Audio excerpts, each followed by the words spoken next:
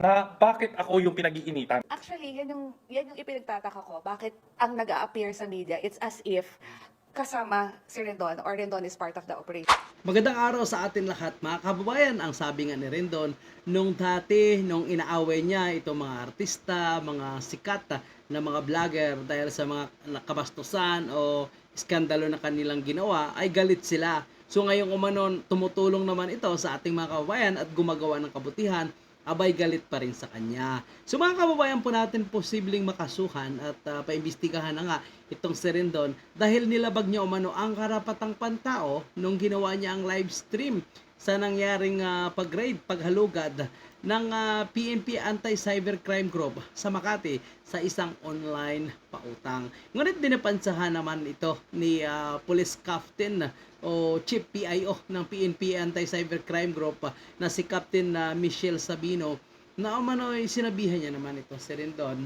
na bawal pala yung pagla-live stream at hindi niya naman ito umano kontrolado. Subalit mga kababayan po natin, bakit ba nagagalit ang pamilya nitong mga empleyadong nagtatrabaho dito sa online pautang? Aba mga kababayan po natin, ang kapal nga naman ng mukha nila, no? Gumawa kayo ng kasamaan tapos ngayon na-expose ang inyong pagmumukha sa live stream ni Rendon, galit na galit kayo. Kasalanan nyo ba? Sinabihan naman pala kayo, natakpan nyo ang inyong pagmumukha dahil mayroong media na kasama nga itong anti-cybercrime group.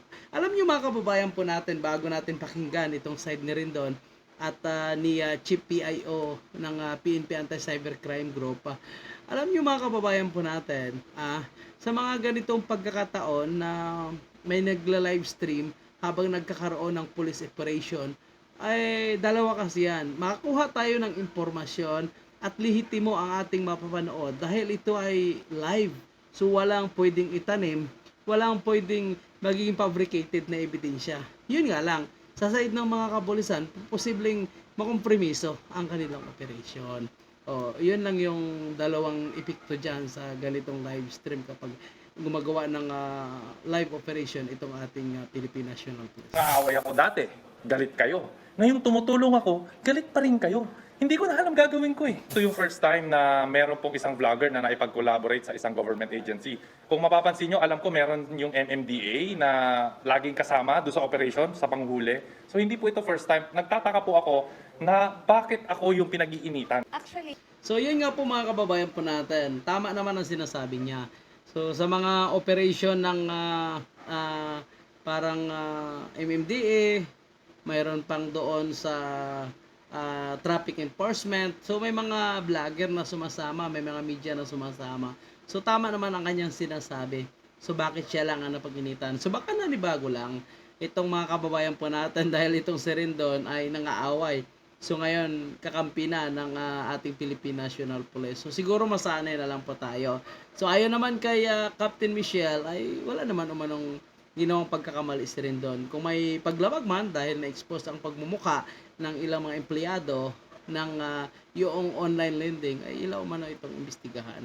Pero ganun pa man mga kababayan po natin, kung alam nyo may media, hindi magtakip na kayo ng muka. Kung ayaw nyo ma-expose ang inyong pagmumuka, common sense lang.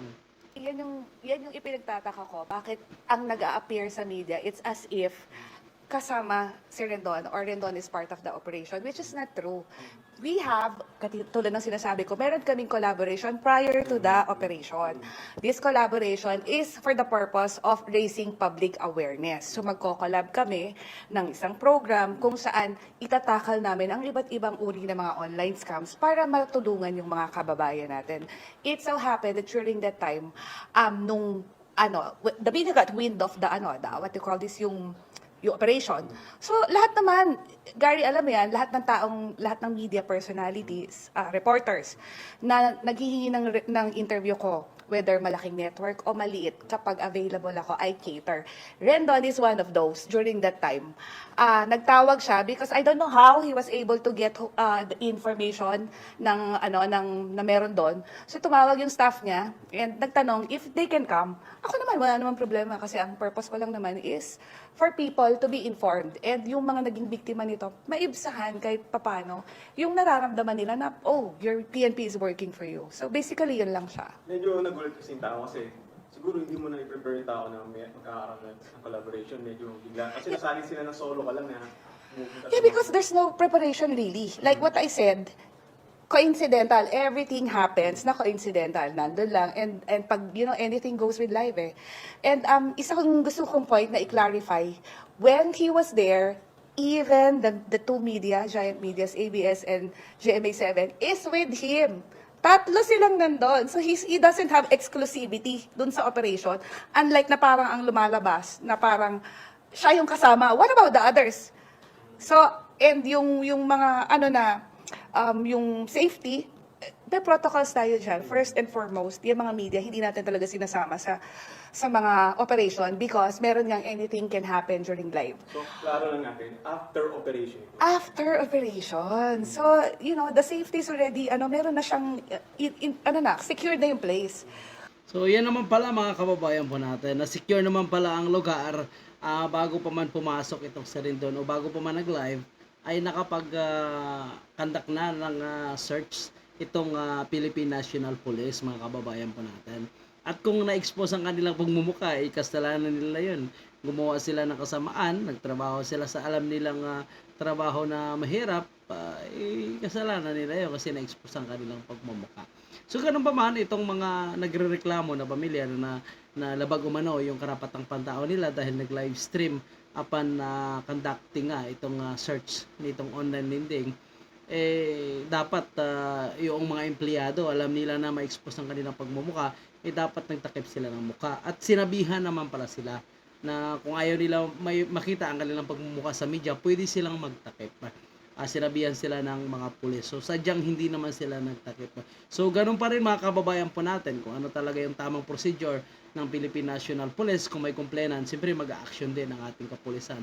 So, abangan po natin kung talagang matatablan itong Serindon, kung talagang makakasuhan siya or posibleng makansila na nga ang kanilang collaboration dahil sa nangyaring ito. Ganun pa rin, good job po kay Rendon. At least tumutulong siya mga kababayan po natin. Ang komento ng iba, dahil pera-pera lang, baka dahil gusto niya lang kumita, dahil nag-change siya ng content. So, diskarte niya na yon mga kababayan po natin. Ang importante, kung paano ka makatulong, either magbigay ka ng information o sasama doon siya sa pag-read or siya mismo yung nagbigay ng detalye kung sino nga ba yung mga abusado lalo na ngayon sa online na maraming nadidisgrasya, lalo na uso yung scamming ngayon mga kababayan po natin. So malaking tulong kung may ganitong mga personalidad, lalo si Rendon kilala. So pag lumapit siya sa mga Philippine National Police, madali siyang tulungan dahil kilala na siya. So legit ang parang mapagkatiwalaan na legit ang kanyang impormasyon na ibibigay sa Philippine National Police. So good job rin doon at abangan po natin yung inyong collaboration ng Philippine National Police Anti-Cybercrime Group. Yan po yung ating update. So para sa inyong sariling opinion at komento, so yan, ilagay nyo na dyan sa ating comment section. Huwag kalimutan mag-follow and subscribe na rin sa ating social media platform mga kababayan.